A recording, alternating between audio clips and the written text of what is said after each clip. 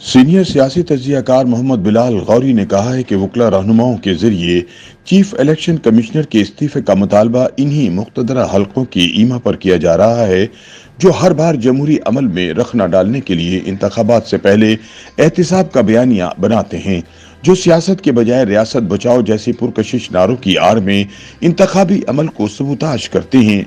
लेकिन इस बार उनकी ये मुहिम कामयाब होती दिखाई नहीं देती। अपने कॉलम में बिलाल गौरी लिखते हैं कि कई बारियों महसूस हुआ जैसे इंतखाबात के इल्तिवा की तमाम राहें मसदूद कर दी गई हैं, लेकिन फिर कोई नया शिगाफ दरियाफ्त कर लिया जाता है। एक साजिश नाकाम होती है तो डोरे हिलाने वाले तमाशागर कोई नई कठपुतली लेकर आ जाते हैं। मिसाल के तौर पर लाहौर हाईकोर्ट के जस्टिस बाकर नजफी ने इंतखाबात के लिए अदलिया से रिटर्निंग ऑफिसर्स लेने की बजाय इंतजामिया से इलेक्शन करवाने का नोटिफिकेशन मुअत्तल किया तो चीमा गोइयां शुरू हो गई कि अब 8 फरवरी को इंतखाबात का इनेकाद मुमकिन नहीं हो पाएगा। चीफ जस्टिस काजी फाइज ईसा ने रुखसत पर बैरून मुल्क रवाना होने से पहले ये डोर सुलझा दी और न सिर्फ लाहौर हाईकोर्ट का फैसला मुअत्तल कर दिया बल्कि इलेक्शन कमीशन से इंतखाबी शेड्यूल भी जारी करवा दिया। खुफिया हाथ एक बार फिर सरगर्म हुए। इस बार हल्का बंदियों पर एतराजात से मुतालिक मुकदमाबाजियों की आड़ में इंतखाबात मुलतवी करवाने की कोशिश की गई। लगभग 100 हल्कों में एतराजात जमा करवाए गए। जस्टिस बाकर नजफी ने तहरीक इंसाफ के रहनुमा चौधरी इरफान आबिद की दरख्वास्त पर नारोवाल में कौमी असम्बली के 2 हल्कों NA-75 और NA-76 की हल्का बंदियां कलअदम करार दे दी। बलूचिस्तान हाई कोर्ट ने भी सूबाई असम्बली की 2 हल्का बंदियों को कलअदम करार दे दिया। मामला एक बार फिर सुप्रीम कोर्ट पहुंचा। कायम मकाम चीफ जस्टिस सरदार तारिक मसूद की सरबराही में 3 रुकनी बेंच ने करार दिया कि जब इंतखाबी शेड्यूल का ऐलान हो जाए तो इस नौयत की उज़रदारियां गैर मौसर हो जाती हैं। दौरान समाज जस्टिस सरदार तारिक मसूद ने इस हवाले से हैरत का इजहार भी किया कि जाने क्यों सब ही इंतखाबात मुलतवी कराना चाहते हैं। जस्टिस अतर मिनुल्लाह ने कहा कि अगर एक फर्द को रिलीफ दिया गया तो इस नौयत की दरख्वास्तों का सैलाब उमड़ आएगा। बिलाल गौरी कहते हैं कि यह फैसला आने के बाद यकीन करना पड़ा कि अब इंतखाबात होकर ही रहेंगे और इल्तिवा के सब दरवाजे मुख्फिल कर दिए गए हैं, मगर फिर एक और रुकावट खड़ी कर दी गई। Pakistan bar council, supreme court bar और सिंध हाई कोर्ट बार के ओहदेदारों को अचानक इल्हाम हुआ कि मौजूदा चीफ इलेक्शन कमिश्नर की सरबराही में शफाफ और गैर जानिबदाराना इंतखाबात नहीं हो सकते। लिहाजा एक जबान होकर मुतालबा किया गया कि चीफ इलेक्शन कमिश्नर मुस्ताफी हो जाए। पाकिस्तान बार कौंसिल की प्रेस रिलीज में ये इल्जाम आयद किया गया कि चीफ इलेक्शन कमीशन ने अपने आबाई इलाके जेलों में तो कौमी असम्बली के 2 हल्के बनाए हैं, लेकिन हाफिजाबाद को कौमी असम्बली की एक निशस्त दी है। हालांकि उन दोनों अजला की आबादी में मामूली सा फर्क है। अगरचे बुनियादी तौर पर यह एतराज ही गलत और बेबुनियाद है, लेकिन वकला रहनुमाओं की मालूमात भी दुरुस्त नहीं। सुल्तान सिकंदर राजा का आबाई इलाका भीरा है जो जिला सरगोदा का हिस्सा है, जबकि उन्होंने कैडेट कॉलेज हसन अब्दाल से तालीम हासिल की जो जिला अटक की हुदूद में आता है।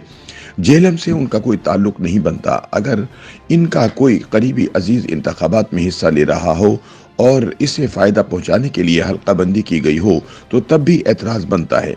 लेकिन सुल्तान सिकंदर राजा के चारों भाइयों जफर सुल्तान राजा, मजहर सुल्तान राजा, अजहर सुल्तान राजा और फखर सुल्तान राजा में से कोई भी आम इंतखाबात में उम्मीदवार नहीं। इस मामले का एक और पहलू यह है कि चीफ इलेक्शन कमिश्नर के पास वीटो पावर नहीं है।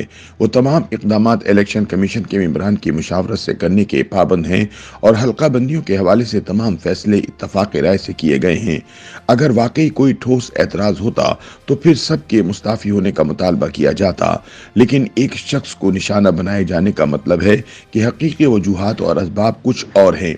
वकला रहनुमा शायद ये हकीकत फरामोश कर गए कि चीफ इलेक्शन कमिश्नर को हटाने का वही तरीका है जो किसी जज के हवाले से इख्तियार किया जाता है, यानी आइन के आर्टिकल 209 के तहत रेफरेंस दायर किया जाए।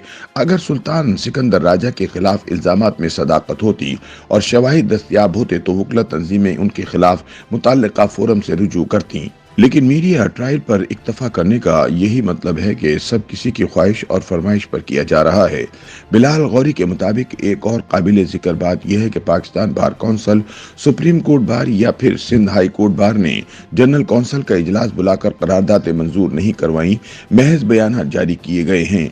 यानी इसे वकला बरादरी का मौकफ करार नहीं दिया जा सकता। लेकिन सवाल यह है कि ऐसा किसके ईमा पर और क्यों किया गया। एक मौक़िफ़ यह है कि वकला रहनुमा अपनी मर्जी की हल्का बंदियाँ चाहते थे।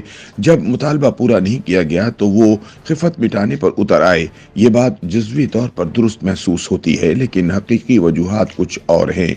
वकला रहनुमाओं के ज़रिए चीफ इलेक्शन कमिश्नर के इस्तीफ़े का मुतालबा इन्हीं मुक़्तदरा हल्कों के ईमा पर किया जा रहा है, जो हर बार जमहूरी अमल में रखना डालने के लिए इंतखाबात से पहले एहतिसाब का बयानिया बनाते हैं। उनका ख्याल है कि चीफ इलेक्शन कमिश्नर दबाव की ताब न लाते हुए इस्तीफा दे देंगे तो आम इंतखाबात खटाई में पड़ जाएंगे और इलेक्शन कमीशन के सीनियर मेंबर को कायम मकाम चीफ इलेक्शन कमिश्नर बनाकर अहदाफ हासिल कर लिए जाएंगे।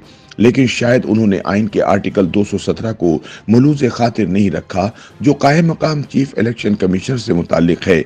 इसमें कहा गया है कि अगर चीफ इलेक्शन कमिश्नर का मनसब खाली हो जाए, चीफ इलेक्शन कमिश्नर गैर हाजिर हों या फिर किसी भी वजह से अपने फ़राइज़ की अंजाम दही से कासिर हों, तो चीफ जस्टिस सुप्रीम कोर्ट अदालत उज़्मा के किसी हाजिर सर्विस जज को चीफ इलेक्शन कमिश्नर तैनात करेंगे।